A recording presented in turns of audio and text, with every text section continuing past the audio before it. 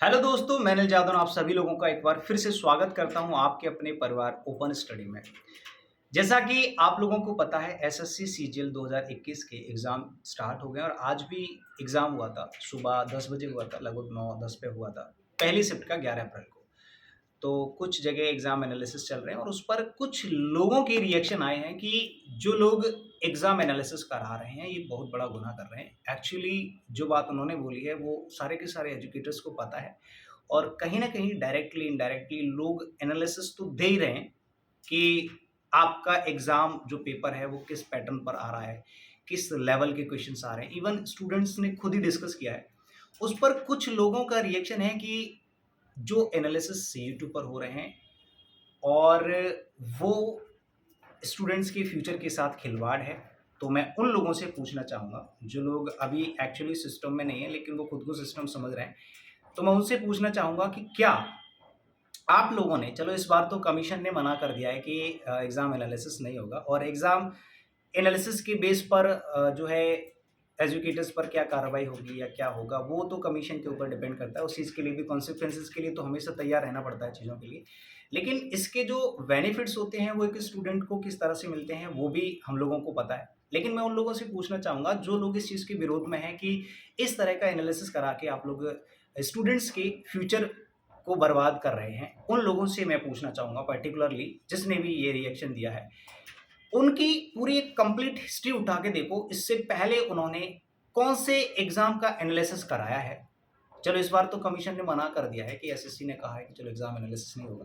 इससे पहले आपने कौन से एग्ज़ाम का एनालिसिस कराया है जिससे स्टूडेंट्स का फ़ायदा हो सके कि चलो इस बार है ना? तो जिन लोगों तक एनालिसिस पहुँचा है, इवन लोगों को थोड़ा बहुत इतना पता चल जाता है कि चलो पेपर का लेवल क्या आ रहा है या फिर पेपर का बहुत सारे ऐसे स्टूडेंट्स होते हैं जिनको पेपर का पैटर्न तक नहीं पता होता।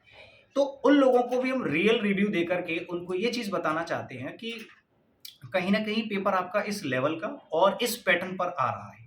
और ये एक स्टूडेंट का हक भी है कि अगर वो पेपर देने जाने वाला है, तो उसको कहीं न कहीं ये चीज़ें डायरेक्टली, इनडायरेक्टली मिलनी चाहिए।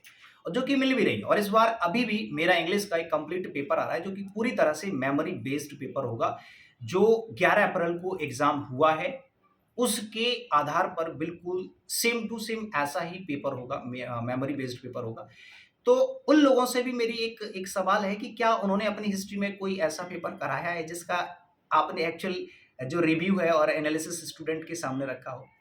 क्लासेस देना एक अलग बात होती है, लेकिन उनको मंजिल तक साथ रहना उनके, वो भी एक एजुकेटर का, एक स्टूडेंट टीचर का एक बहुत बड़ा मतलब एक तरीके से योगदान होता है, वो भी उसका एक फ़र्ज़ होता है।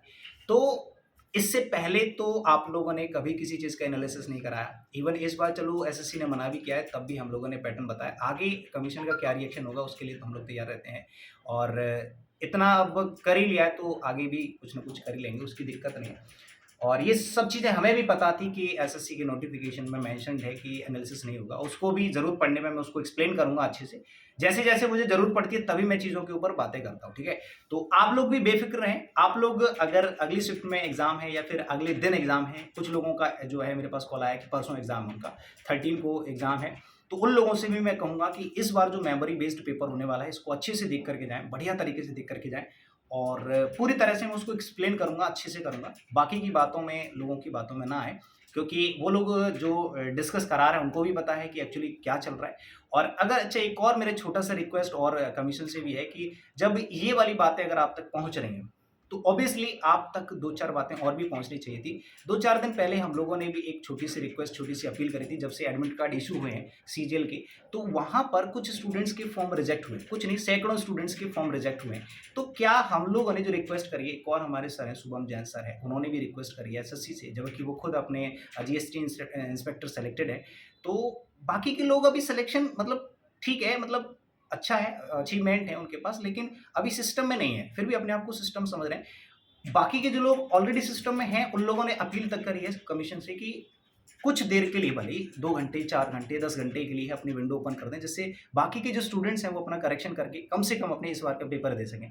लेकिन ये बात जो है कमीशन तक नहीं पहुँची है। कहीं न कहीं या तो उन तक चीज़ें पहुँच नहीं पाती हैं या फिर इग्नोर किया जाता है। तो दोनों चीज़ें हो सकती हैं। अगर ये वाली बात पहुँच रही है तो ऑब्वियसली वो वाली बात भी पहुँचनी चाहिए थी, क्योंकि बहुत सारे सैकड़ों स्टूडेंट्स के फॉर्म रिजेक्ट हुए हैं। ठीक है? तो बाकी मुझे किसी से कोई दिक्कत नहीं है और जो भी कॉन्सिक्वेंसेज़ होंगे उन पर मैं बाद में चर्चा करूँगा। अभी फ़िलहाल के लिए इतना ही। Thank you so much. Bye bye, take care and जय हिंद।